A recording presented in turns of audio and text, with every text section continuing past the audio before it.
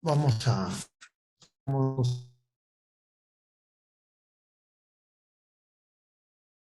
como de costumbre con una oración. En el nombre del Padre, y del Hijo, y del Espíritu Santo. Amén. Señor Jesús, bendito y alabado seas. Te damos gracias porque nos permite reunirnos en tu presencia. Te pedimos que todas las cosas que pensemos, digamos y hagamos durante toda nuestra vida, en el día de hoy, todo parta de ti como su fuente y todo llega a ti como su fin. Y lo hacemos con la oración de los hijos de Dios que tú mismo nos enseñaste. Padre nuestro que estás en el cielo,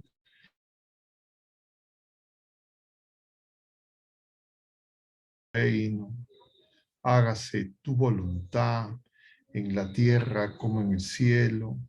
Danos hoy nuestro pan de cada día. Perdona nuestras ofensas, como también nosotros perdonamos a los que nos ofenden. Y no nos dejes caer en la tentación y líbranos del mal. Amén. En el nombre del Padre, y del Hijo, y del Espíritu Santo. Amén. Muy bien, queridos hermanos. Estamos en esta última charla, este último jueves del tiempo de Pascua. El próximo jueves, Dios mediante, si nos reunimos, ya estaremos en el tiempo ordinario. El domingo que viene vamos a celebrar la solemnidad de Pentecostés. Y entonces,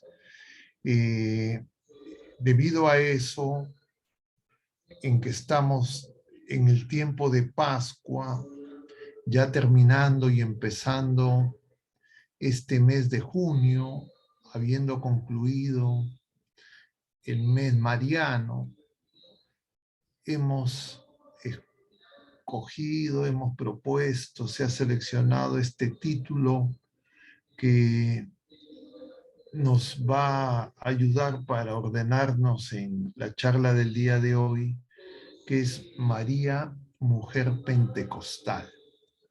Diríamos María, la mujer de Pentecostés. Y vamos a tratar de tomar ese título en mente de muchas cosas que hemos ido contemplando, creo, en este mes de mayo, con las fiestas marianas que hemos tenido, con las memorias, con la oración de la iglesia y lo que nosotros conocemos por revelación. Y podríamos decir que María es el evangelio realizado, el Pentecostés perenne, continuo, y que María sigue intercediendo por la iglesia, por sus hijos, para que el Espíritu Santo obre sobre la iglesia y sobre cada uno de nosotros, sobre cada uno de los bautizados. De otro lado, nosotros en este tiempo, séptima semana del tiempo de Pascua, la última semana de Pascua, siempre está marcada por el cielo nuevo que se produce en plenitud con la ascensión, pero que se empieza a manifestar, diríamos, con la concepción inmaculada de nuestra Madre Santísima, que es la buena tierra que el Señor escoge para que la palabra de Él, que es el sembrador, crezca y se convierte en esa vid a la que todos nosotros podemos unirnos. Cuando se celebra la Eucaristía y se hace el momento del ofertorio, el sacerdote dice, si no hay un coro, en voz alta. Si es que hay un coro, las rúbricas indican que se hace en silencio. Hace una oración que todos ustedes conocen y que hemos hecho muchas veces. Entonces el sacerdote dice, bendito seas, Padre, por este pan, fruto de la tierra y del trabajo del hombre, que recibimos de tu generosidad y ahora te presentamos. Ese será pan de vida. De manera análoga se hace la misma oración para el vino. Decimos, bendito seas Dios, Padre, por este vino, fruto de la vid y del trabajo del hombre que recibimos de tu generosidad. Claro, y hemos hecho muchas veces esta oración. Entonces, en esta oración se habla de la tierra, se habla del trabajo, se habla del pan, se habla de la vid, se habla del trabajo y se habla de los dones de Dios. Entonces conviene recordar qué era Pentecostés o qué es Pentecostés, porque el pueblo de la primera alianza, el pueblo judío, todavía sigue celebrando Pentecostés.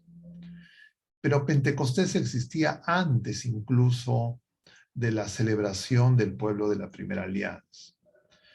Ya los pueblos paganos tenían una fiesta en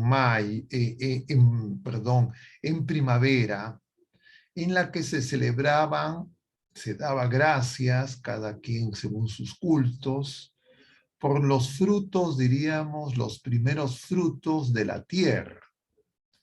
Esas primicias de la tierra que aparecían con el fin del invierno, el inicio de la primavera en el hemisferio norte, merecían una fiesta. Esa fiesta era Pentecostés, que el pueblo de la primera alianza también va a celebrar 50 días después de su salida de Egipto. A la salida de Egipto, el pueblo de la primera alianza va a celebrar la Pascua del pueblo de Israel, cuando son liberados de la última de las plagas, del ángel exterminador, y comen el cordero macho sin defecto, se reúnen en familias para que no quede nada, un cordero macho sin defecto con hierbas amargas, panes ácimos, y se enrumban hacia el Sinaí, a donde van a llegar 50 días después, y van a ofrecer sacrificios, van a celebrar Pentecostés, y en esa celebración van a recibir las tablas de la ley.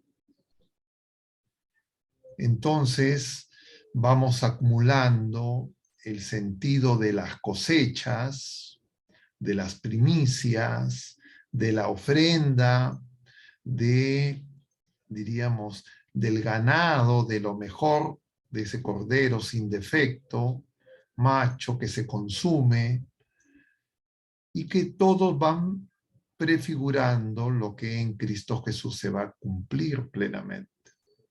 Entonces nosotros vivimos ya la verdadera Pascua, estamos en el tiempo de Pascua, y también 50 días después de celebrar la Pascua, de esa solemne vigilia pascual, nosotros celebramos Pentecostés. Y Pentecostés para nosotros también es la gran cosecha, la cosecha del don del Espíritu Santo. Y esa vida que el pueblo de la primera alianza empezó a celebrar para reconocer la presencia de Dios, más allá de simplemente hechos cósmicos, naturales, y que dio origen a la liturgia del pueblo de la primera alianza, poco a poco se va desplegando, y María, diríamos, es el fruto, es el Pentecostés, la primicia de ese pueblo de la primera alianza.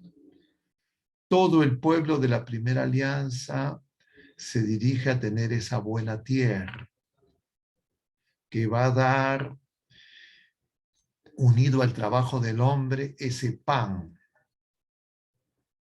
que se va a ofrecer al Señor, que es ese pan vivo bajado del cielo, que es Cristo mismo y que nosotros celebramos en el Jueves Santo, en el inicio del Triduo Pascual.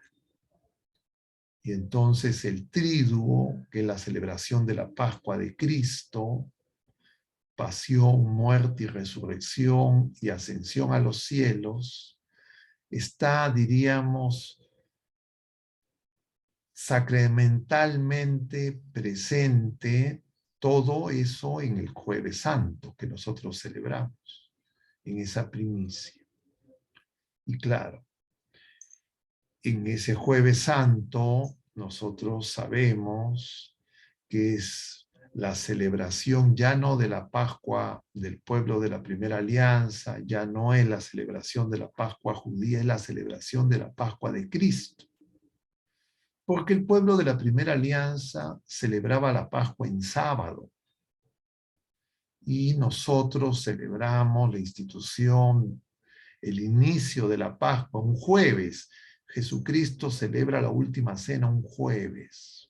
Es una nueva Pascua. Ya no es la Pascua judía, es la Pascua de Jesucristo. Esa Pascua de Jesucristo se ofrece el Cordero, que ya no es un animal, sino es Jesucristo mismo. Y ese Cordero es fruto del sí de María. Diríamos, María es la que une su voluntad recta al designio providente del Padre en la encarnación y que permite que la palabra se haga carne, que la palabra acampe entre nosotros, que el verbo se encarne. Y hemos celebrado este martes 31, nosotros como luego de la anunciación, María corre presurosa, llevando a Jesús de pocos días de concebido, y como Juan Bautista reconoce la presencia de Jesús con las palabras de María. Es decir, en María, el verbo, la palabra de Dios, la llena totalmente. María está llena no solo del Espíritu Santo, por eso el arcángel la llama la llena de gracia, sino como consecuencia de estar llena de gracia, sin pecado, purísima, ella va a acoger al Verbo Eterno, al Hijo enviado por el Padre, para que sea el Cordero de Dios que quite el pecado del mundo. Y esa presencia del Verbo concebido y de María llena del Espíritu Santo, María ya vive Pentecostés desde su misma concepción, porque ella es la buena tierra, la tierra en que se puede hacer ese trabajo de su obediencia en la fe, que se manifieste en esa respuesta de ese sí irrevocable y que va a producir esa cosecha abundante, que no cesa, que es la encarnación, que va a crear el nuevo cielo, porque en la encarnación se une el cielo y la tierra en María. Y en la ascensión a los cielos de Jesucristo resucitado y glorioso, nuestra naturaleza humana ingresa al cielo. Él prepara la entrada de nuestra naturaleza humana redimida a la patria celestial, y eso se cumple primero en María, la primera criatura que vive plenamente por ser buena tierra, no solo las primicias, sino los frutos, y que tiene el germen, la semilla de la nueva alianza en su seno, en Jesucristo, su Hijo amado, que es el nuevo Adán. Y entonces nosotros estamos llamados a participar de ese Pentecostés. El Pentecostés se menciona, diríamos, en los evangelios de manera explícita con ese nombre, en el evangelio, diríamos, en la continuación del evangelio según San Lucas, que es el libro de los Hechos de los Apóstoles, que es la primera lectura que vamos a contemplar este día domingo, como lo contemplamos todos los años. Capítulo 2 del libro de los Hechos de los Apóstoles. Pero en Juan también se nos habla de una manera diferente de la manifestación de estas primicias, de esa cosecha, de esa vendimia, de ese vino nuevo que se van a manifestar en la vida pública de Jesús en el primer signo en Caná de Galilea. Cuando comentábamos acerca de María en la historia de la salvación y veíamos la historia de la salvación siguiendo las escrituras y mencionábamos que en los evangelios, sobre todo son Lucas y Juan, quienes nos hablan de María de manera distinta. Lucas nos habla de la anunciación, de la visitación, de la presentación de Jesús en el templo y la purificación de María, del niño perdido y hallado en el templo. Y luego Lucas ya no menciona a María de manera tan protagónica hasta Pentecostés. Pero Juan presenta a María no en la Anunciación, se remonta al verdadero inicio del verbo, la palabra, el logos, pero va a mencionar a María en Caná de Galilea. Y en Caná de Galilea, María va a notar que en esa boda, en esa alianza, no hay vino.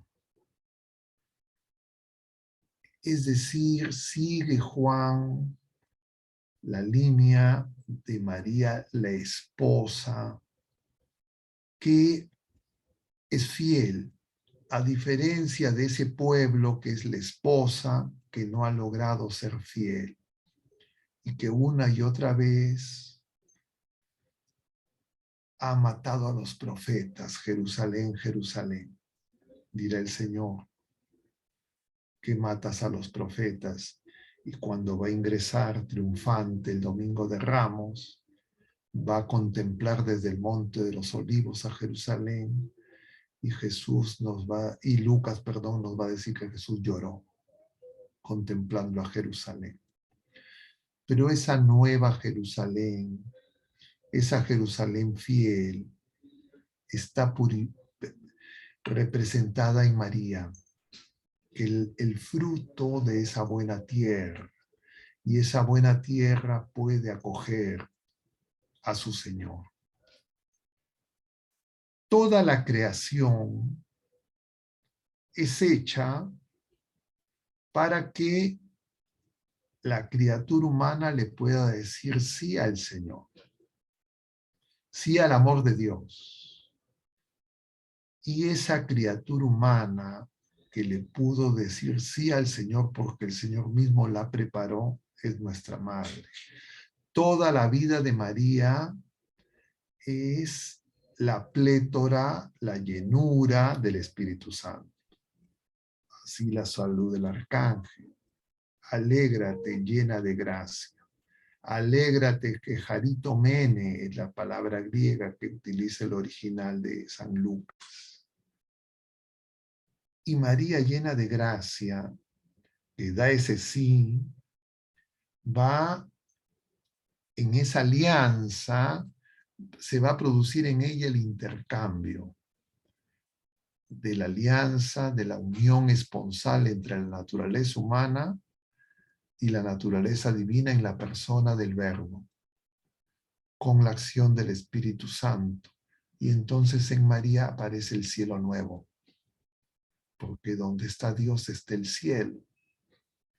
Y ese cielo nuevo se va a abrir para todas las criaturas humanas que como María puedan nacer a la vida nueva en la gracia, en el Espíritu Santo que su Hijo de junto al Padre enviará en la ascensión de nuestro Señor Jesucristo a los cielos, como hemos contemplado el domingo pasado. Domingo de la ascensión del Señor aquí en la Arquidiócesis de Lima y en el Perú y en otros países y en otras diócesis. Y en esa ascensión se va a cumplir lo que se tiene que desplegar plenamente al final de los tiempos, como veíamos el domingo 15 de mayo, en el quinto domingo de Pascua, cuando en la segunda lectura del capítulo 21 del libro del Apocalipsis, Juan, autor del Apocalipsis, nos dice: vi un cielo nuevo y una tierra nueva, y el mar había desaparecido. Esa es la obra en plenitud que se tiene que realizar en cada bautizado, y al final del final de los tiempos realizará en ese Pentecostés universal y definitivo el Señor, como nos dice el mismo libro del Apocalipsis, con el aliento de su boca, es decir, con el don del Espíritu Santo, con ese nuevo soplo, se producirá la victoria definitiva. Pero bueno, volvamos entonces a esto que estoy presentando un poco a manera de introducción, pero que quisiera comentar algunos pasajes del Evangelio según San Juan y según San Lucas y del libro de los Hechos de los Apóstoles, para que nos dispongamos a vivir este final de esta Pascua 2022, que alcanza su plenitud en el don del Espíritu Santo. Y para eso tenemos que recordar, en consecuencia, que nosotros, todos los bautizados, todos los que recibimos los sacramentos de Jesucristo en la Iglesia de Jesucristo, que tiene su perfección en nuestra Madre Santísima, que es Madre de la Iglesia y Madre nuestra, la Madre de Dios, la Madre de nuestro Señor Jesucristo, todos nosotros ya hemos recibido el Espíritu Santo. Todos los bautizados, todos los que recibimos la Eucaristía, todos los que nos confesamos, todos los que hemos recibido la confirmación, los que han recibido el sacramento del matrimonio, los que han recibido el sacramento del orden, la unción de los enfermos, todos nosotros en cada sacramento vivimos Pentecostés. Pero muchas veces sin plena conciencia. Muchas veces, como me decía alguien hace poco, sin que se note. Comentábamos con un grupo de personas y yo mencionaba esto que les estoy señalando, que nosotros recibimos los sacramentos, en cada sacramento que es obra de Dios Padre a través del Hijo, en el Espíritu Santo, recibimos el don del Espíritu Santo. Pero en la mayoría de los casos no se nota. No se nota. Entonces, tenemos que preguntarnos por qué no se nota. ¿Qué falta? Y podríamos señalar lo siguiente, que así como María y como Jesús, el ungido del Padre, el Verbo eterno, Dios mismo, Dios verdadero y hombre verdadero, y San José mismo, también ungido, vivieron una larga vida oculta. Vivieron una larga vida oculta y tendríamos que preguntarnos por qué. Y la respuesta que la Iglesia nos da es que en las realidades humanas, nosotros en el día a día, muchas de nuestras acciones tenían que ser purificadas, tenían que ser santificadas con la presencia y la acción de Jesucristo. El trabajo, la oración, la vida en familia y todo lo que implicaba la vida oculta de la Sagrada Familia de Nazaret y que es la mayor parte del tiempo de la vida de Jesucristo, de Jesús. José parte antes de que Jesús inicie su vida pública. María sobrevive en la vida terrena a Jesús. Y entonces tenemos que preguntarnos, diríamos entre comillas, sobre ese dinamismo en el designio del Padre, de la acción del Espíritu Santo y de la acción del Hijo, en su vida pública y en su vida oculta, en cada bautizado y en la iglesia. Y entonces empecemos primero con la iglesia. La iglesia de alguna manera está prefigurada en la Sagrada Familia de Nazaret y en el pueblo de la Primera Alianza, que va a dar esa tierra buena, que es María, José, que van a formar una familia que va a acoger al Verbo Eterno. Y diríamos, lo primero que hubo de la iglesia fue la Sagrada Familia de Nazaret. Y la Sagrada Familia de Nazaret, diríamos la iglesia, vivió en el silencio, en el recogimiento, pero no en la inacción, sino en la oración, en la contemplación, en la acción, diríamos, cotidiana. Hasta que en algún momento se produce la manifestación pública y el enfrentamiento con el mundo en su doble expresión, según lo que nos dice el Nuevo Testamento. Ese enfrentamiento de Jesús y de su iglesia.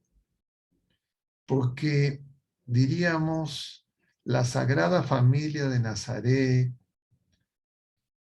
en el designio providente del Padre, cuidó el crecimiento en edad, en gracia, en sabiduría ante Dios y a los hombres del niño, como dice Lucas, luego del pasaje del niño perdido y hallado en el templo que contemplamos en el quinto misterio gozoso, donde queda claro que Jesús tiene una misión y que la familia que lo acoge, María, su madre y José, tienen que también cuidar y tienen que participar en la contemplación de su obra.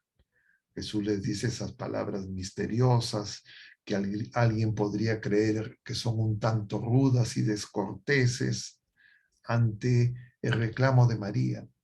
¿Por qué nos has hecho esto? Y Jesús va a responder, no sabían que tengo que encargarme de los asuntos de mi Padre, más allá de las traducciones. El sentido de las palabras van en esa dirección, creo que todos los conocemos. Y entonces, de alguna forma, eso tiene que acontecer en nosotros. En algún momento, las familias, cada bautizado, tenemos que tomar conciencia que nosotros tenemos una misión que es participar de la misión de Jesucristo, que es el enviado del Padre. Porque así como el Padre envía al Hijo, el Hijo nos envía a nosotros. Así como el Padre ama al Hijo, el Hijo nos ama a nosotros. Y esa misión solo la podemos realizar en el Espíritu Santo. Y entonces, nosotros en algún momento tenemos que alcanzar la madurez, diríamos, espiritual, para dar testimonio público e iniciar nuestra misión para que el Evangelio se haga público con nuestras vidas y, por supuesto, estar preparados para enfrentar al mundo. El mundo significado en lo que se opone a la voluntad de Dios. Y lo que se opone a la voluntad de Dios tiene un nombre, se llama pecado. Y entonces en nosotros, a diferencia de María, que sin pecado concebida, y por tanto es la mujer pentecostal, vive todo el tiempo en la llenura del Espíritu Santo, en nosotros se tiene que producir en algún momento esa ruptura radical con el pecado, para que se pueda manifestar en nosotros también la acción del Hijo en el Espíritu Santo como es designio del Padre. Y en ese momento, diríamos, esa gracia que recibimos en los sacramentos, familiarmente y eclesialmente, ya no será solamente personal, sino será eclesial. Porque el mundo, en lo que se opone a Dios en cada bautizado y en cada criatura humana, pero también en las acciones, diríamos, de complicidad del conjunto de las criaturas humanas. A veces nos resulta cómodo creer que el mundo es algo externo a nosotros, que el mundo está afuera, que el mundo son otras personas. Nosotros no somos del mundo. Pero el Señor nos dice efectivamente, no somos del mundo, pero estamos en el mundo y muchas veces establecemos complicidades con el mundo y hacemos al príncipe de este mundo más poderoso a través de nuestro pecado, que produce división interna y externa. Y por eso, para terminar la referencia a este pasaje 21, capítulo 21 de Pentecostés, y continuar con un punto adicional, tenemos que contemplar en María esa nueva tierra, ese nuevo cielo donde no hay mar. Y entonces decíamos que la tierra es donde tiene que crecer la palabra, como nos dice el Señor en la parábola del sembrador. Y para que crezca la palabra y dé fruto, 100 por 1, como en María, tiene que ser buena tierra. Porque si no es buena tierra, está entre abrojos, entre cardos, con poca tierra, se seca, se entusiasma, como nos dice el Señor en la parábola del sembrador, que creo todos recordamos, y si no podemos volver a revisar. Y entonces tenemos tierra en nosotros, el Señor ha puesto en nosotros su tienda, habita en nosotros, pero está rodeado de hostilidad. Porque en nosotros también hay mala tierra y en nosotros también hay mar, que es esa rebeldía contra de Dios, son las consecuencias de nuestras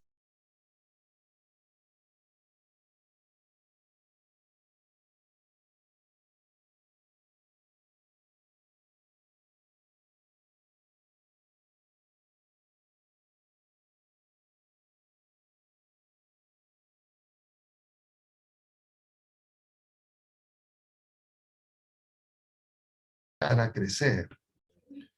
Pero no solo es rechazar el pecado, sino tomar conciencia de nuestra división interna, la división,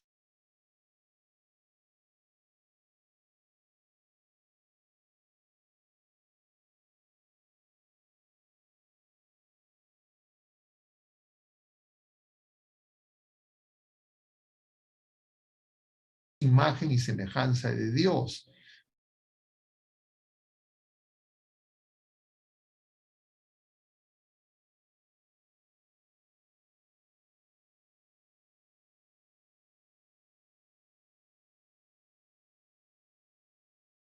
Es en la séptima semana del tiempo de Pascua, en la que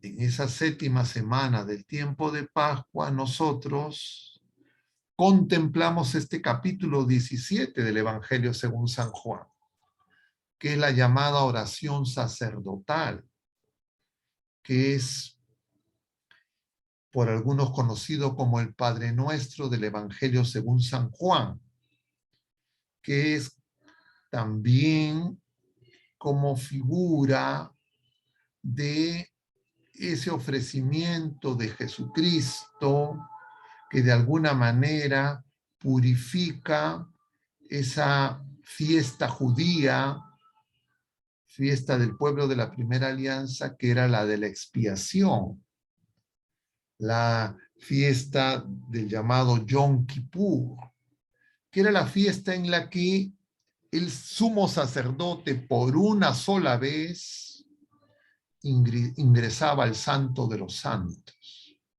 Al Santo de los Santos, lo más santo que tenía el templo de Israel, el templo de Jerusalén, donde estaba el Arca de la Alianza, donde estaban las tablas de la ley, donde había restos del maná, de la vara de Aarón, que había florecido. El sumo sacerdote solo ingresaba una sola vez al año. Él era el único autorizado para ingresar. Eso era en la fiesta de Yom Kippur. Y en esa fiesta, el sumo sacerdote, una sola vez al año, pronunciaba el nombre de Dios, el nombre santo de Dios. Y entonces, en esta oración sacerdotal que se produce durante la última cena, Jesús en la última cena, hay ese prólogo solemne del capítulo 13 del Evangelio según San Juan, donde el evangelista dice, habiendo llegado la hora y habiendo amado a los suyos, los amó hasta el extremo. Y empieza el relato del lavatorio de los pies, empieza el relato de todo lo que acontece alrededor de la última cena, mostrando en primer lugar las miserias de los apóstoles, la fragilidad de los apóstoles, la traición de Judas, la negación de Pedro. El Señor quiere que nosotros tomemos conciencia de nuestra insuficiencia en nuestra naturaleza humana herida por el pecado, nuestra necesidad de un nuevo nacimiento, de ser una tierra nueva que lo podamos acoger, pero que pueda crecer en nosotros, en la fe, en ese trabajo, que justamente el trabajo que va a producir ese pan, y el trabajo que es esa fe que va a producir ese nuevo vino, que María va a invocar al Señor en Caná de Galilea, que va a dar la verdadera purificación, porque las purificaciones judías ya no alcanzaban. Y entonces Jesús está haciendo todo nuevo, como nos dice ese mismo capítulo 21 del libro del Apocalipsis. Hago nuevas todas las cosas. En nosotros, el Espíritu Santo, Pentecostés, tiene que producir esa tierra nueva, esa tierra buena, que crezca en la fe y en la esperanza, es decir, en ese cielo nuevo en nosotros y esa tierra nueva en nosotros. Y poco a poco nosotros, saliendo a enfrentar el mundo, tenemos que hacer que retroceda el mar. En nuestra vida de fe, en nuestra vida de oración, en nuestra vida sacramental. Para poder salir de Egipto, para que se abra como el mar rojo y poder caminar a pie enjuto y poder ingresar también a través del Jordán a la tierra prometida, es decir, tomar conciencia que nosotros somos de Dios. Y entonces, para que eso se pueda cumplir, Jesucristo se ofrece en sacrificio. Por eso se le llama oración sacerdotal a ese capítulo 17. Entonces Jesús empieza a hablar con los discípulos, pero ya en el capítulo 17 ya no habla con ellos. Jesús empieza a hacer oración delante de ellos. La oración de Jesús se dirige al Padre. Elevando los ojos al cielo, dice Padre, y empieza una oración pidiendo la glorificación con la misma gloria que tenía antes de la creación del mundo. Y luego empieza a pedir, en primer lugar, por los apóstoles, y luego por lo que a través de los apóstoles, es decir, nosotros y todas las criaturas humanas, que vinieron después de los apóstoles y acogieron al Señor a través del bautismo y en la fe, para que nosotros seamos uno. Y hoy, en este último día en que hemos contemplado este último pasaje que veremos este año de la oración sacerdotal, mañana ya no veremos el capítulo 17, según San Juan, Jesús va a decir de manera muy enfática, y lo voy a leer para que no, según las traducciones, pueda haber diferencias en los textos, pero el sentido siempre va a ser el mismo.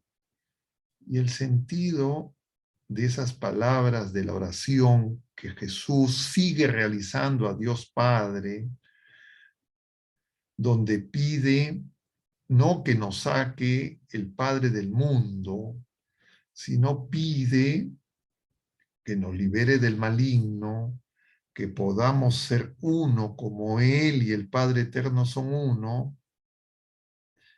Y va a decir el Señor, para que sean completamente uno. Nosotros no podemos ser completamente uno si en nosotros interiormente seguimos divididos. Si es que esas olas turbulentas, esa tormenta que nos agobia en ese mar tempestuoso porque estamos en el mundo y con una fe muy pequeña y con una esperanza prácticamente inexistente, queremos acomodarnos al mundo y queremos mundanizarnos porque el mundo nos seduce, entonces no podemos ser uno internamente, no podemos cortar con el pecado, no podemos decir como el Salmo, ¿qué pasa, mar, que te resiras, que huyes, colinas que saltan como carneros? Sino buscamos que pactar y no entendemos la gracia. El mundo arregla sus problemas pactando, negociando, comerciando, comprando y vendiendo. En el mundo, la gratuidad, la gracia, el don, siempre es contra prestación, contra algún interés subalterno.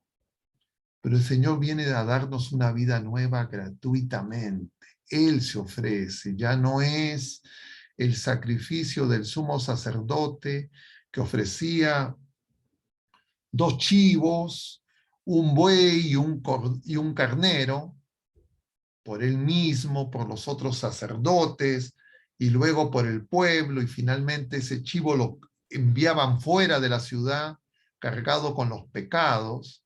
Es Jesucristo quien va a asumir todos esos pecados. Todo eso está referido, esa liturgia del Yom Kippur, del día de la expiación, en el Levítico capítulo 16. Jesús la va a asumir. Él va a ser el sacerdote que es víctima y que es altar, que es ofrenda, que es altar, que es sacerdote. Y nosotros somos pueblo sacerdotal. Nosotros estamos llamados también a hacer ofrenda. Pero claro, mientras que no emprendamos la lucha espiritual, nosotros vamos a tener distintos vientos en nosotros. Y esos distintos vientos nos van a impedir vivir la vida nueva de hijos de Dios que sí vive nuestra Madre Santísima en plenitud, sin pecado concebida, jardín cerrado, nunca engañada, la que aplasta la cabeza de la serpiente con su linaje, del cual nosotros somos estirpe. Y entonces ella que nos acoge como hijos, en el momento sublime de la consumación de esa expiación en la cruz y que se anticipa sacramentalmente en la última cena y que el Señor nos explica en su oración, porque hace oración en presencia nuestra, en voz alta, para que nosotros aprendamos a orar. Como dice Lucas en el capítulo 11, estando el Señor en oración, los discípulos le preguntan, enséñanos a orar. Y el Señor les enseña el Padre Nuestro, y por eso la oración sacerdotal del capítulo 17 se le llama el Padre Nuestro de Juan. Y es que también es un Padre Nuestro. Entonces Jesús pide por él, pide por los apóstoles y pide por la iglesia, para que la iglesia pueda cumplir su misión en el mundo. Pero si nosotros, con poca fe, no comprendemos con la luz del Espíritu Santo lo que el Señor está obrando en nosotros, nosotros no vamos a vivir en comunión. Y Lucas, en el libro de los Hechos de los Apóstoles, capítulo 2, que relata el día de Pentecostés, nos va a decir, y a ver si lo leo textualmente para que lo escucharemos el domingo, como lo escuchamos todos los años, y a ver si lo encuentro para poderlo leer textualmente. Capítulo 2 del Hechos de los Apóstoles, versículos del 1 al 11, los que vamos a leer. Voy a leer solamente el primer versículo. Al llegar el día de Pentecostés, estaban todos reunidos en el mismo lugar. De repente un ruido del cielo como el de un viento recio resonó en toda la casa donde se encontraban. Vieron aparecer unas lenguas como llamaradas que se repartían, posándose encima de cada uno, y se llenaron todos del Espíritu Santo y empezaron a hablar en lenguas. Están todos reunidos. Reunidos, están unidos, no están juntos. Otras traducciones dicen unánimemente. Y en el pasaje precedente, luego de la ascensión, del Señor dice que estaban reunidos en el cenáculo en oración con María y las otras mujeres, unidos en oración. Entonces, si nuestra oración no es de unidad, si nuestra oración es de división,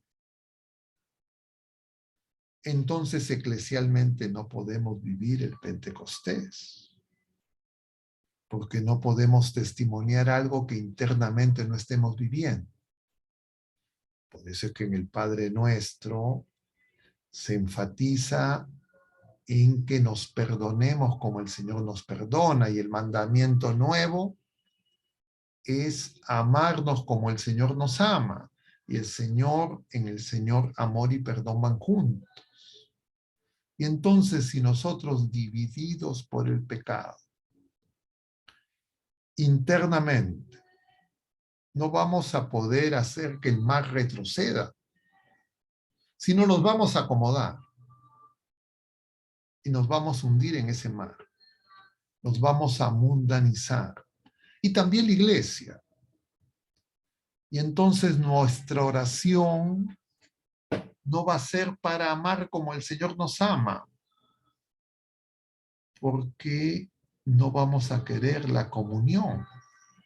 Y entonces nuestra comunión sacramental es una comunión que no es plena, es una comunión parcial, incompleta, no con toda la palabra.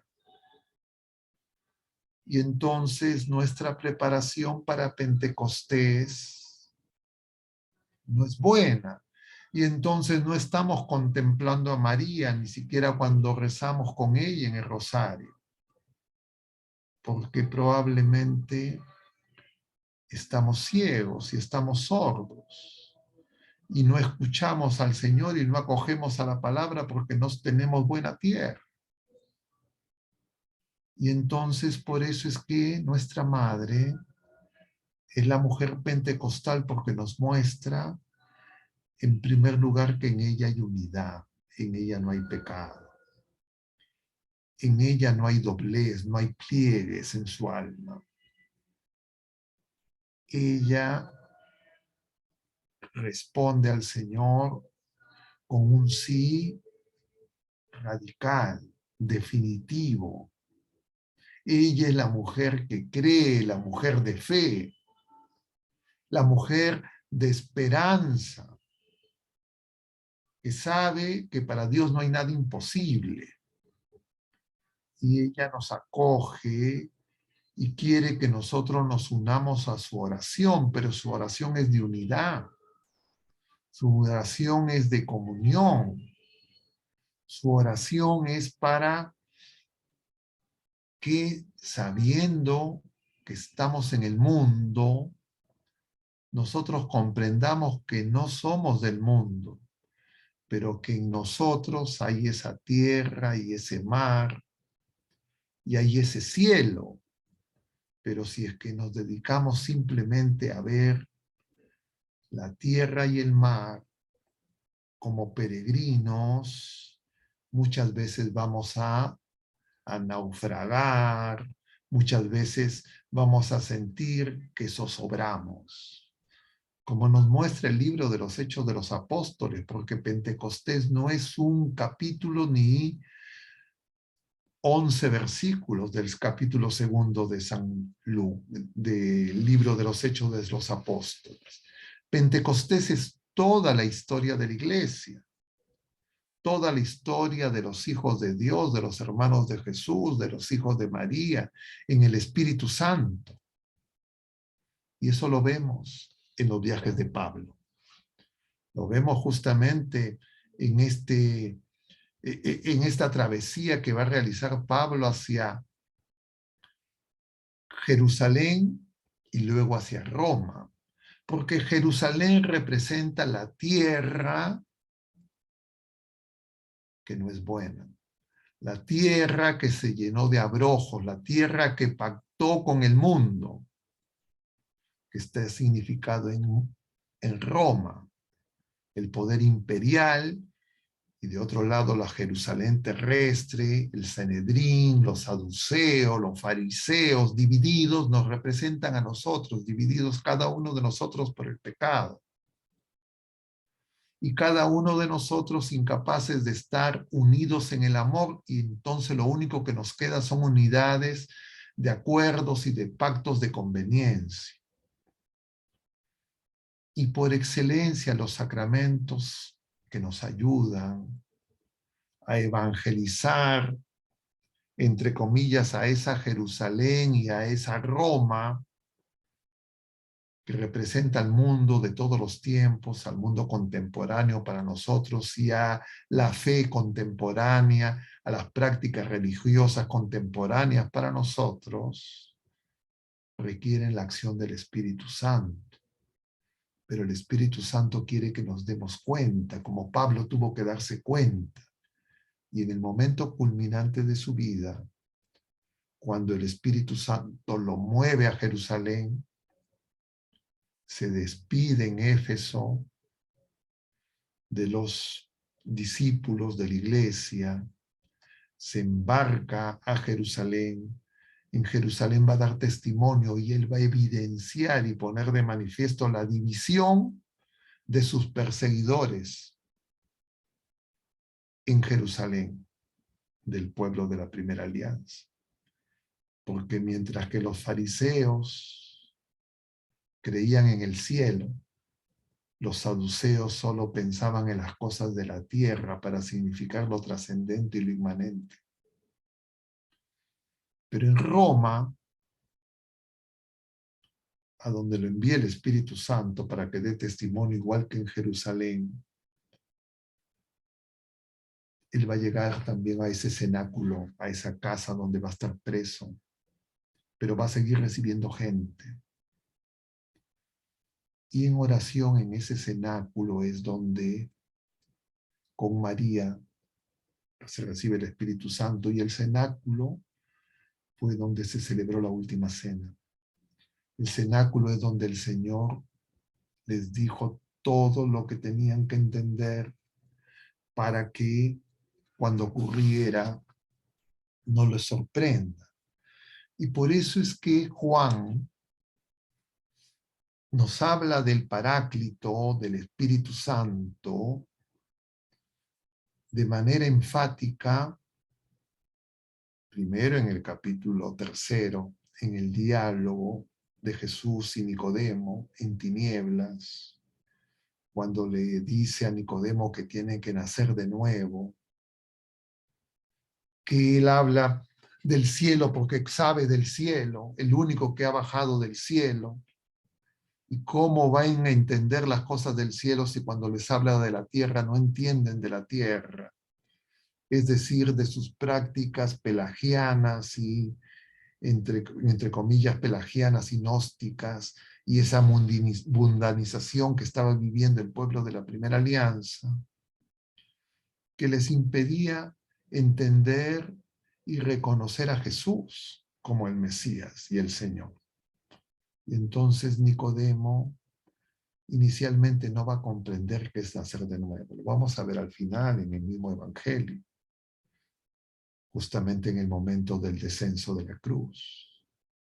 Y después Juan nos va a hablar del Espíritu Santo, justamente en la segunda parte del Evangelio, a partir del capítulo 13, más precisamente en el capítulo 14, 15 y 16, cuando habla del Espíritu Santo y habla del otro Paráclito.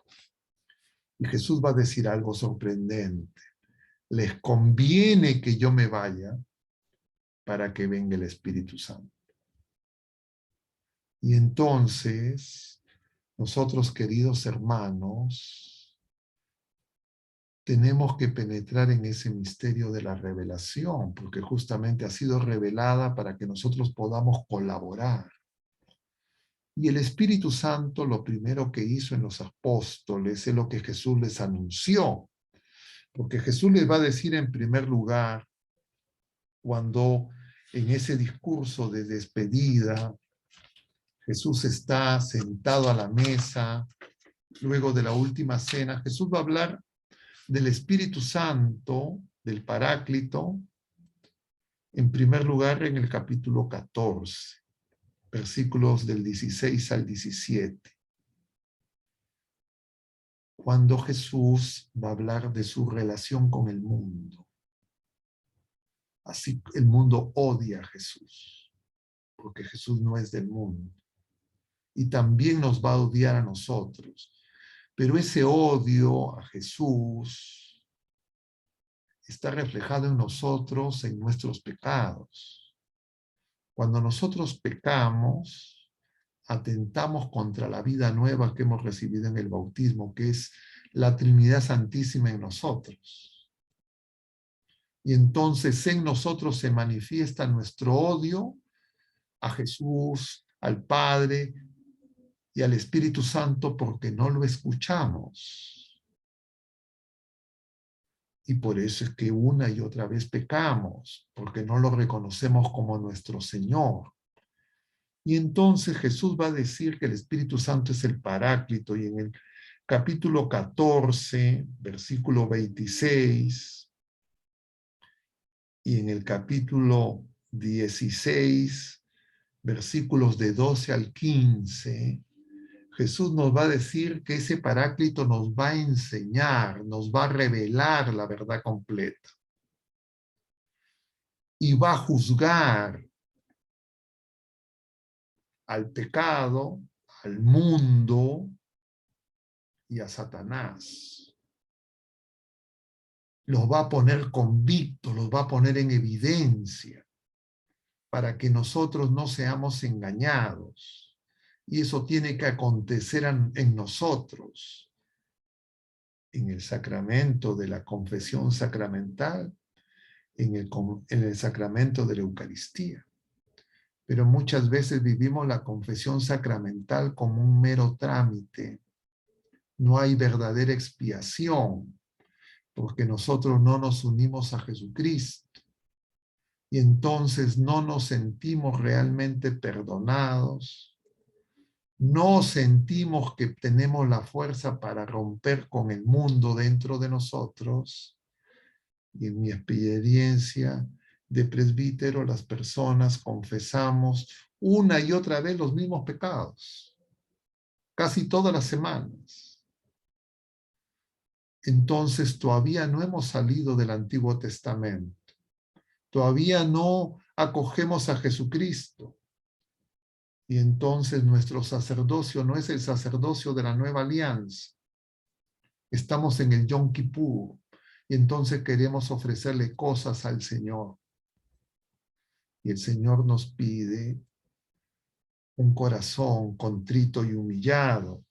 El Señor va a decir en el libro de los Hechos, en la carta a los Hebreos, y también lo va a mencionar San Pablo en la carta a los Corintios, en la carta a los Hebreos, capítulo 10, versículos 5 y siguientes, en el Salmo 40 también lo menciona, y también en la primera de Corintios, capítulo 5, versículo 20.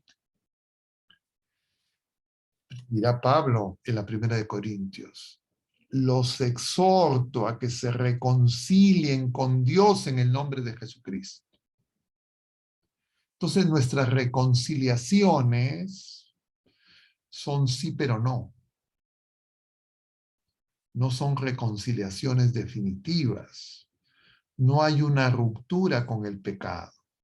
Entonces nuestra cuaresma, que son preparación para la Pascua, son cuaresmas incompletas, y en consecuencia nuestras Pascuas también son incompletas. Y en consecuencia nuestro Pentecostés también es incompleto. No porque el Señor no quiera obrar, sino porque el Señor espera nuestro sí. Y en la carta a los Hebreos, capítulo 10, versículo 5 y siguientes, el Señor va a decir: tú no quieres sacrificios, pero me has dado un cuerpo. Y entonces, esa palabra de Dios, que es el Verbo eterno, que se ha hecho carne, que se ofrece en sacrificio por nosotros y que recibimos y celebramos en la Eucaristía, en su Pascua, y que comulgamos, necesita una comunión verdadera, no una comunión simplemente superficial. Y nuestra oración con María es para que eso se cumpla. Eso es lo que María quiere de los hijos de Dios. Eso es lo que ella quiere de nosotros como madre. Pero nosotros muchas veces queremos de María otras cosas, queremos su intercesión poderosa para otras cosas, porque estamos divididos y estamos divididos internamente y externamente.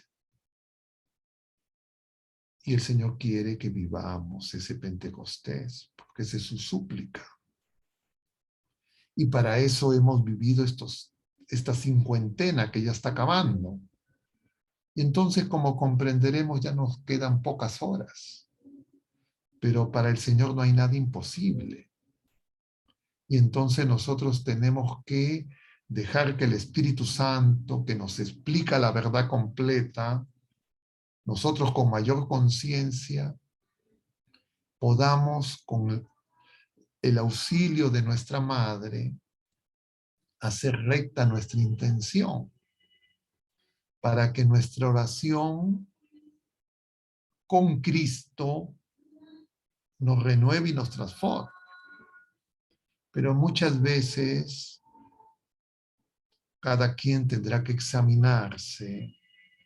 Nosotros vivimos Cuaresma, Pascua, Pentecostés, pero sin el recogimiento, sin la escucha y en consecuencia solo superficialmente, diríamos farisaicamente,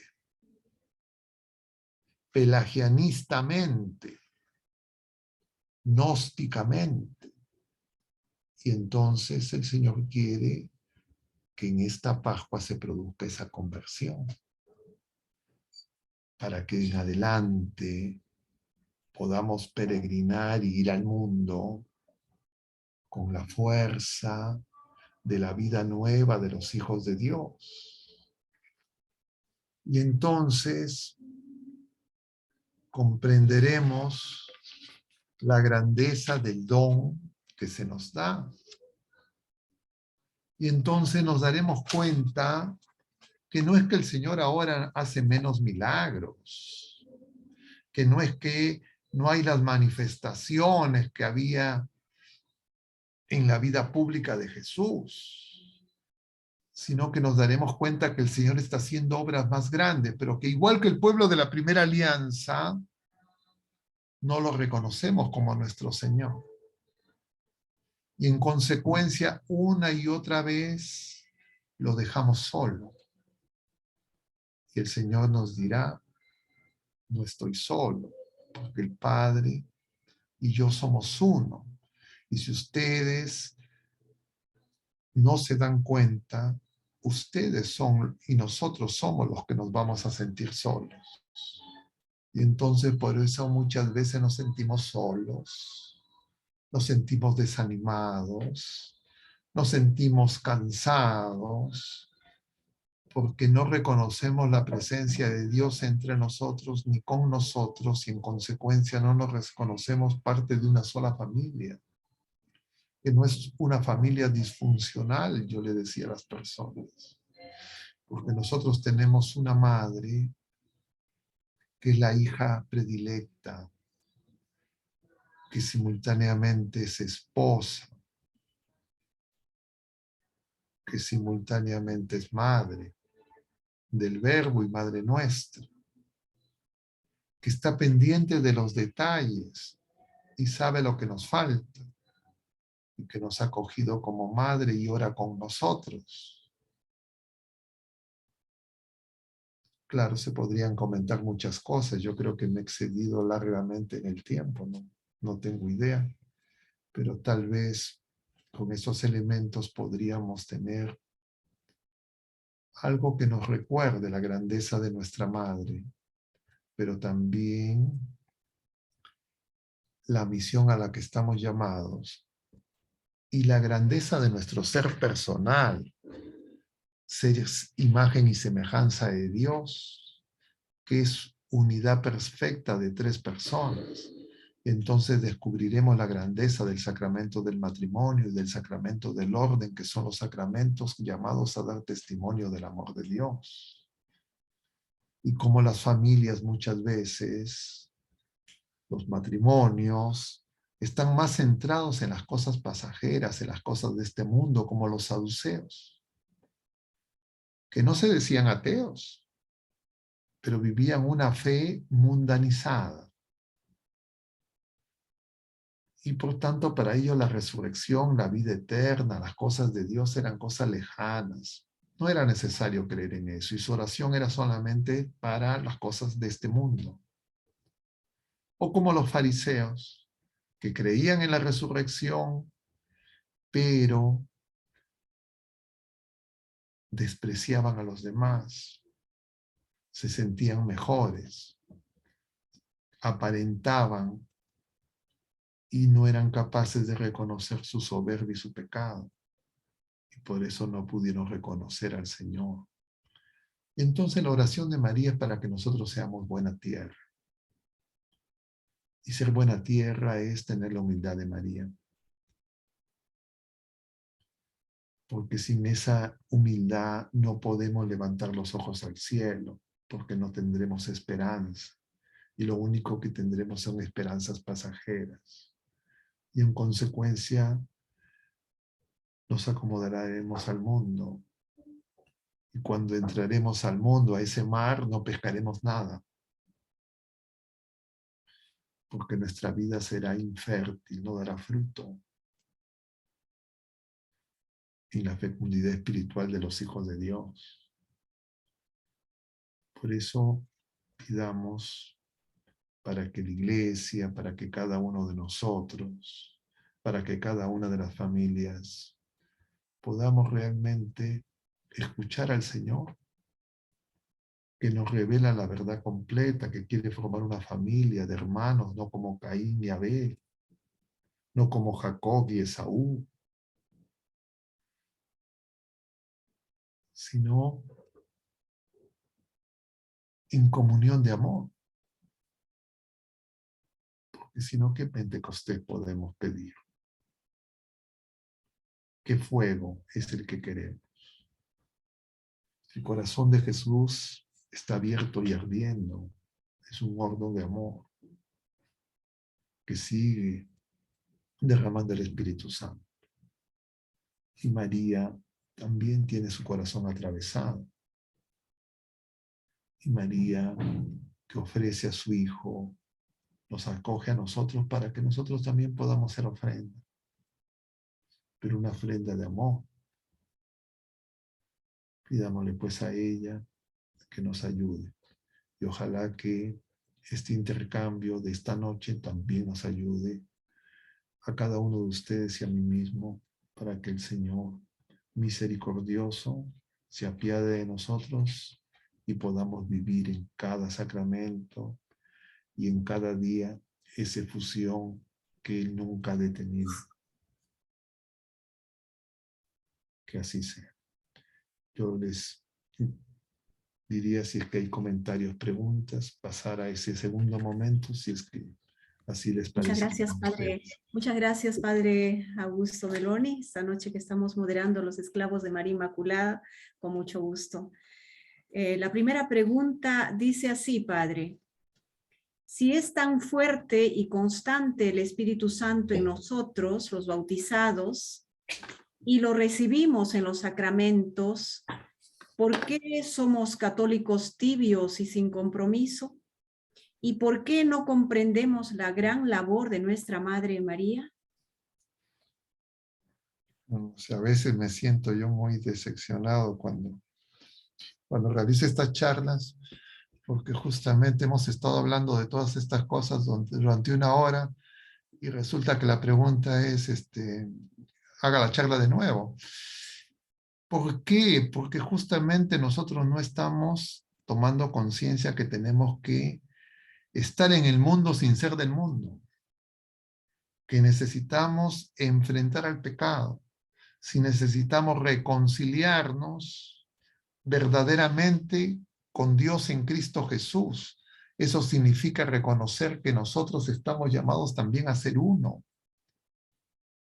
Entonces, claro, eso hemos estado comentando de distintas maneras y yo invitaría en todo caso que la persona que ha formulado esa pregunta tan profunda,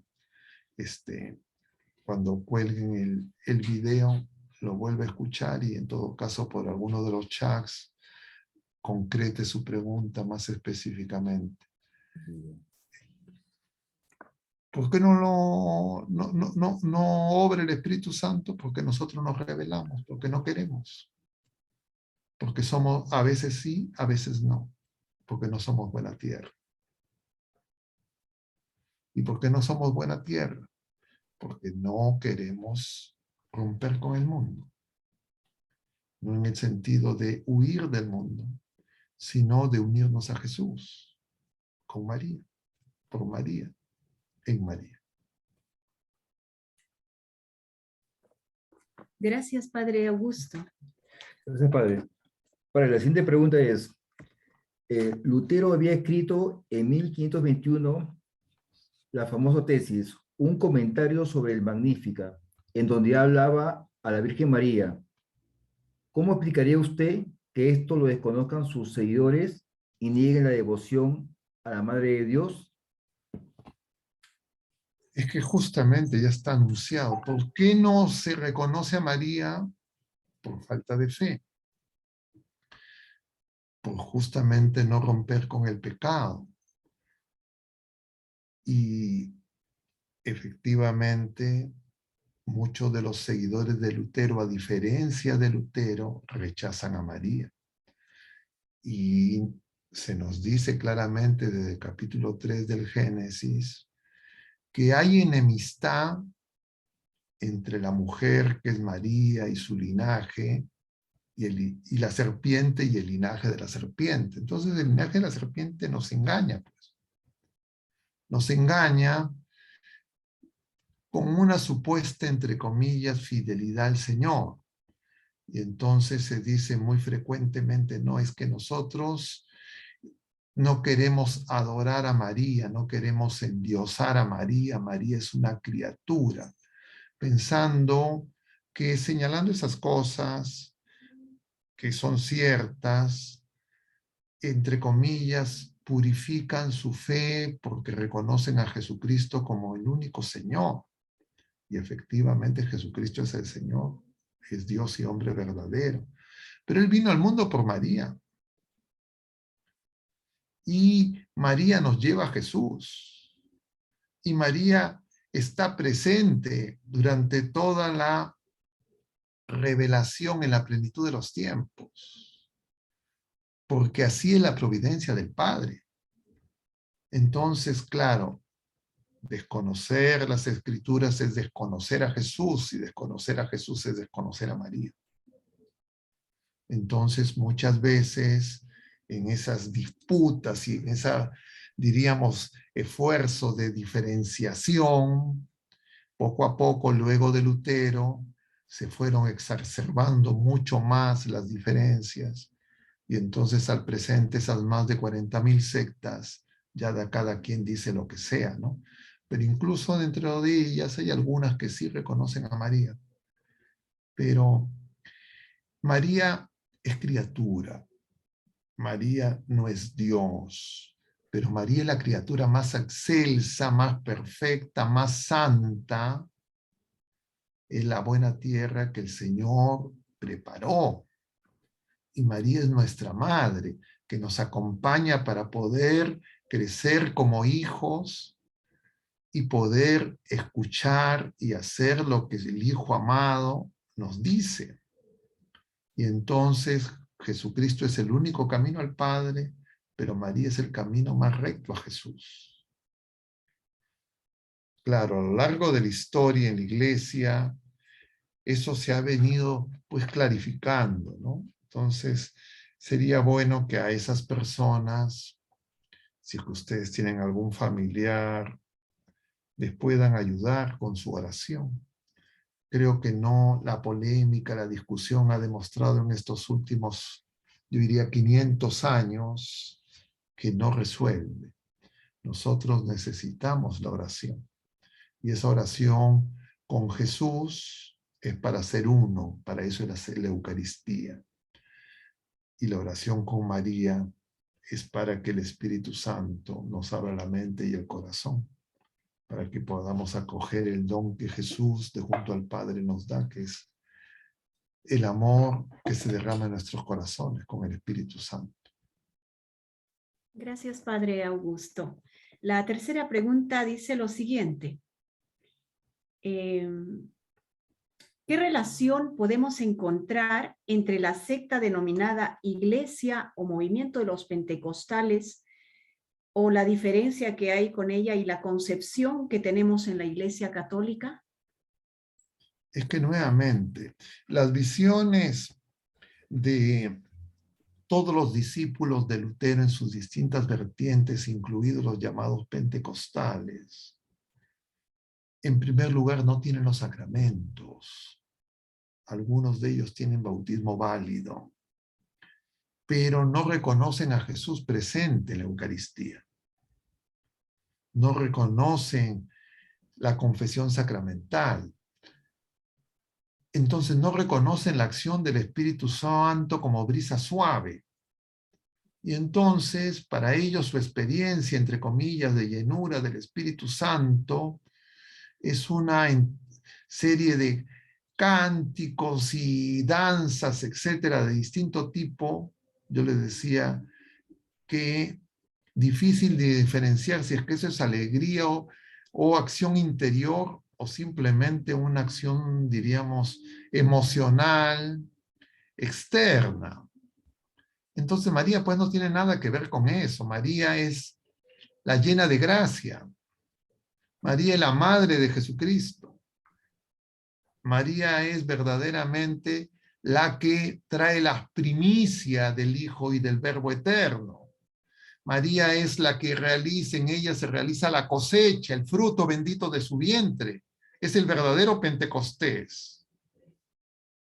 Entonces, confundir a una secta que se llame pentecostal o como se llame, con la grandeza de la obra de Dios en nuestra Madre Santísima, claro, semánticamente los términos pueden ser similares, pero los contenidos son pues abismalmente diferentes. Igual, muchos de los seguidores de Lutero ahora se llaman cristianos, pero ser cristiano, ser ungido por el Espíritu Santo, vivir en el Espíritu y rechazar los sacramentos, rechazar la Eucaristía, negar la enseñanza del capítulo 6 de San Juan, es justamente pues no ser coherente ni consistente con esa autopresentación donde se dicen que ellos aman la palabra, pero una palabra que no acogen y que, entre comillas, seleccionan según sus criterios humanos. Entonces, todos los discípulos de Lutero necesitan conversión, necesitan volver a Jesucristo. Esa obra será la obra del Espíritu Santo. Nosotros tenemos que orar por esa unidad que no es cualquier unidad, no es una unidad sin verdad, no es una unidad sin el Espíritu Santo, no es una unidad meramente humana.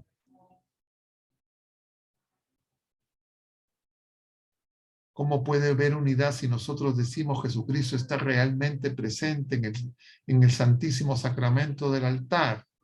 Cuerpo, sangre, alma y divinidad. Para muchas de estas personas es simplemente un símbolo, un algo.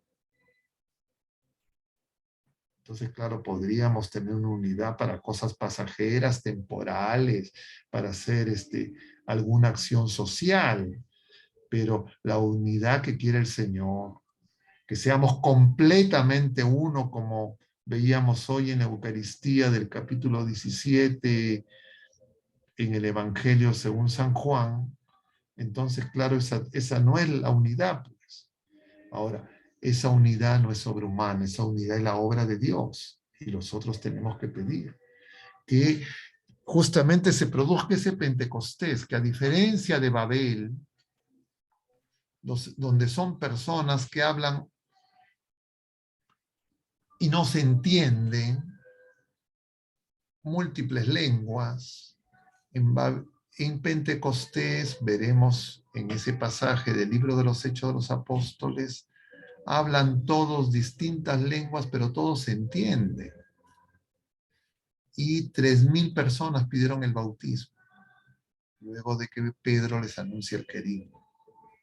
Entonces, esas palabras de Pedro no simplemente son palabras humanas, sino son la palabra con la fuerza de Dios, con la fuerza del Espíritu Santo.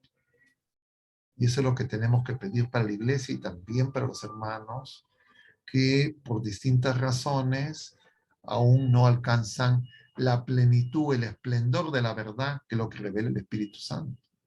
Entonces algunos creen que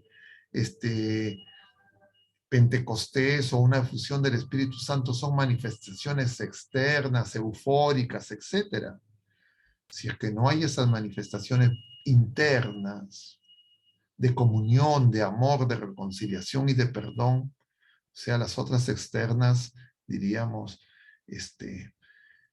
podemos ponerlas en cuestión, si es que son verdaderamente obra del Espíritu Santo.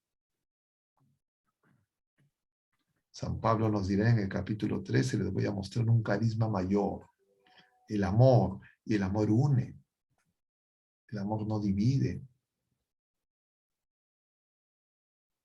el amor reconcilia, el amor no confunde.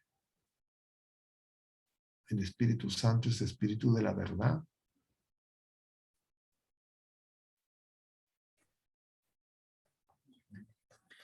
Padre, y te pregunta, antes de la charla proyectaron un video en donde se comenta que San Juan Crisóstomo hace una metáfora de Pentecostés como un frasco de un perfume de delicioso aroma que se cae y difunde su aroma por todas partes.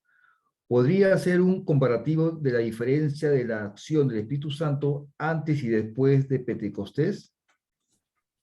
Por eso, la manera en que se presenta la efusión del Espíritu Santo en San Lucas y en San Juan son distintas. San Lucas lo presenta como un solo momento, diríamos un instante. San Juan lo presenta como algo progresivo que se va dando y que primero se manifiesta en María, desde Caná de Galilea en el primer signo, que luego alcanza plenitud en el momento sublime de la expiación, del perdón, de la redención, de la cruz, cuando el Señor le dice a la mujer, he ahí a tu hijo. Y el mismo San Juan presenta a María como ese signo en la plenitud de los tiempos en el capítulo 12 del Apocalipsis, de esa mujer vestida de sol con la luna bajo sus pies. Entonces nosotros tenemos que saber que la revelación se complementa. Entonces, ese acontecimiento único de Pentecostés tiene pues toda una manifestación desde la Pascua de Cristo. San Juan nos dice el primer domingo de Pascua que Jesús, atravesando las paredes, les desea la paz. Sopla sobre ellos y les dice, reciban el Espíritu Santo. A quien ustedes perdonen el pecado le quedarán perdonados. A quienes ustedes se lo retengan le quedarán retenidos. San Juan nos presenta la efusión del Espíritu Santo Pentecostés a través de los sacramentos. San Lucas presenta Pentecostés en ese día sublime con María como un momento de unidad de la iglesia, que se presenta ante el mundo, representado con todos esos peregrinos que están celebrando el Pentecostés del pueblo de la primera alianza. Los apóstoles y María ya no están celebrando el Pentecostés de la primera alianza. Están unidos en oración. Y entonces el Pentecostés de Lucas nos habla de la unidad. Y esa unidad la menciona Juan en el capítulo 17 cuando dice, sean uno como yo y mi Padre son uno para que el mundo crea. Entonces, claro, nosotros tenemos que leer la unidad de los evangelios, la unidad de todo el Nuevo Testamento, la unidad de toda la Sagrada Escritura, porque si no podemos hacer una lectura protestante de la Sagrada Escritura, de leer un versículo por aquí, de un capítulo por aquí, por allá, y no darnos cuenta cómo se nos revela en plenitud la acción del Espíritu Santo, que también se presenta de esa manera en el Antiguo Testamento, en esa columna de fuego que en la noche alumbra, que de día da sombra, a la salida de Egipto, que ese viento que sopla toda la noche y que abre el mar rojo para que pase el pueblo de la primera alianza, pero también en esa brisa suave en el que Elías en el Horeb descubre la presencia del Señor. Entonces nosotros en iglesia hacemos una lectura de la revelación como una unidad. A veces podemos nosotros por influencia justamente de muchas sectas tender a lecturas pues diríamos fragmentadas de la revelación de la palabra de Dios, como si Jesucristo fuera dividido, Él es uno. Entonces, por eso he tratado, con la dificultad y la limitación del tiempo y de mis capacidades, de exhortarlos a que nos demos cuenta de esa realidad del Pentecostés, no solo como un momento, sino es algo continuo, permanente, que empezó desde la misma creación, cuando el Espíritu Santo aleteaba sobre las aguas, esa separación de las aguas de arriba y las aguas de abajo, esa manifestación en el diluvio, en esa paloma que trae esa rama de olivo, esas manifestaciones justamente en la soberbia que confunde en Babel las lenguas, pero también en todas esas manifestaciones a lo largo de los patriarcas, de los profetas, del Éxodo, del pueblo de la primera alianza ya en la tierra prometida, habiendo atravesado el Jordán, y ya en el Nuevo Testamento desde la encarnación, antes incluso de la concepción inmaculada de María, en la visitación, todos son eventos pentecostales. Todos son eventos donde se van manifestando los frutos de la acción de Dios en nosotros y entre nosotros. Y entonces los evangelistas los van presentando de distintas maneras. El libro de los Hechos de los Apóstoles, todo el libro de los Hechos de los Apóstoles nos refiere a la acción del Espíritu Santo. No solo el capítulo 2. Todo es Pentecostés. Desde la elección, antes incluso del día de Pentecostés, más temprano comentábamos con otras personas, cuando unidos en oración, eligen a Matías. Luego en el concilio de Jerusalén, luego de Pentecostés, cuando dicen, el Espíritu Santo y nosotros hemos decidido. En el primer concilio, el de Jerusalén, ante la problemática de los judaizantes. Y luego en distintos momentos, la iglesia en oración, Pedro preso, se rompen las cadenas. Eso es Pentecostés. Entonces Pentecostés se produce muchas veces a lo largo de la iglesia y a lo largo de las personas de fe. Cuando hay fe viva, firme esperanza, ardiente caridad, intención recta en oración, con nuestra Madre Santísima. Pero claro, nosotros podemos tener también una lectura protestante de Pentecostés. Y decir, ya fue un día, entonces no nos damos cuenta. Entonces justamente uno de los problemas es eso, nosotros estamos en medio del mundo y esa mundanización implica la mundanización en la tierra, es decir, de la fe, esa Jerusalén, esos fariseos, esos saduceos que están fuera y dentro de nosotros, pero también el mundo ateo, agnóstico, que nos propone la nueva era, los rituales mágicos religiosos que a veces nosotros conciliamos con nuestra fe de manera equivocada. Entonces, nosotros tenemos que abrir nuestro corazón para que toda la riqueza de lo que se nos revela, comprendamos lo que vamos a celebrar como fruto de la Pascua, significado en este domingo, pero que no es un día, es nuestra vida, empezando en el bautismo, es Pentecostés. Pero claro, contristamos el Espíritu Santo, nos alejamos, a veces nos hundimos en medio de las aguas, naufragamos como Pablo, pero llegan a Malta. En Malta los nativos encienden fuego y también aparece una serpiente.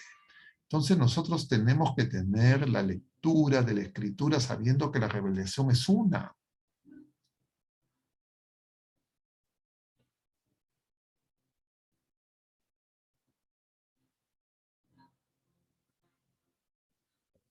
Gracias, Padre Augusto. La siguiente pregunta.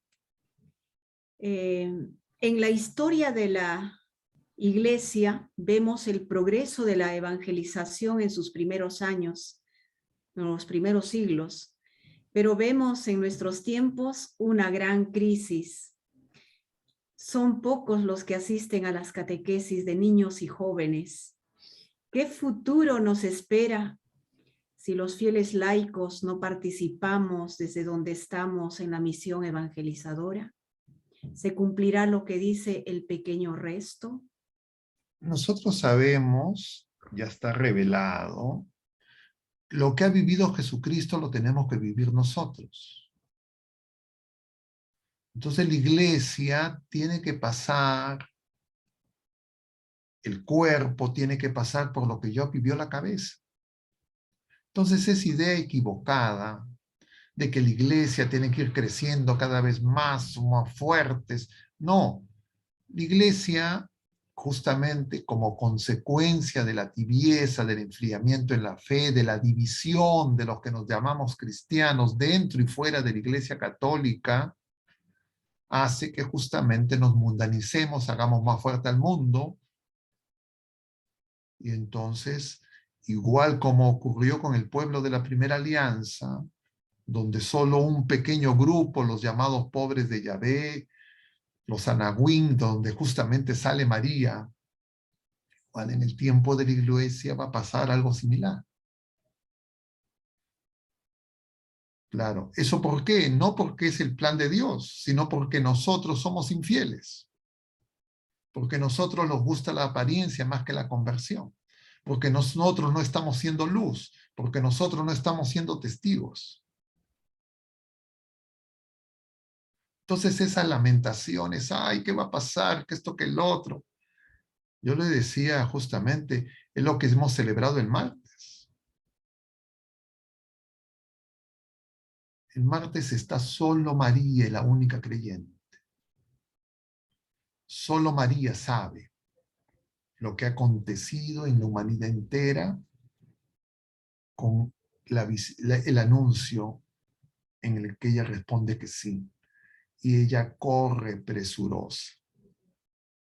Ella sabe que la victoria ya se ha establecido, que el Señor está en nosotros y con nosotros. Y proclama la grandeza del Señor. Pregona el evangelio. Nosotros pregonamos la mala noticia. Pregonamos, ay, todo va mal. La gente no se bautiza, la gente no se confirma, los curas son pedófilos, los matrimonios se divorcian. Hacemos la propaganda de la obra del mal. No somos testigos del evangelio. Somos testigos de la mala noticia porque no tenemos fe, porque no tenemos esperanza, porque nos falta conversión. O porque nos sentimos comentadores, opinólogos. Y no sabemos que nosotros tenemos que ser cada uno enviados, cada uno tenemos que ser evangelio. Si nosotros fuéramos evangelio, las personas aquí presentes, 50 personas, el mundo cambiaría. Pero claro, Nosotros preferimos ser comentaristas, opinólogos. No, que la gente, que los protestantes, que esto, que el otro, que aquí, allá, que los pecadores, que no van a misa. Y no nos damos cuenta que el Señor nos está diciendo, oye, tú, yo, en primera persona. ¿El Señor obrará en los demás? Entonces eso es el pretexto para nuestras tibiezas, para nuestras divisiones, para justamente la incapacidad de vivir Pentecostés. Estar unidos, unánimes en oración.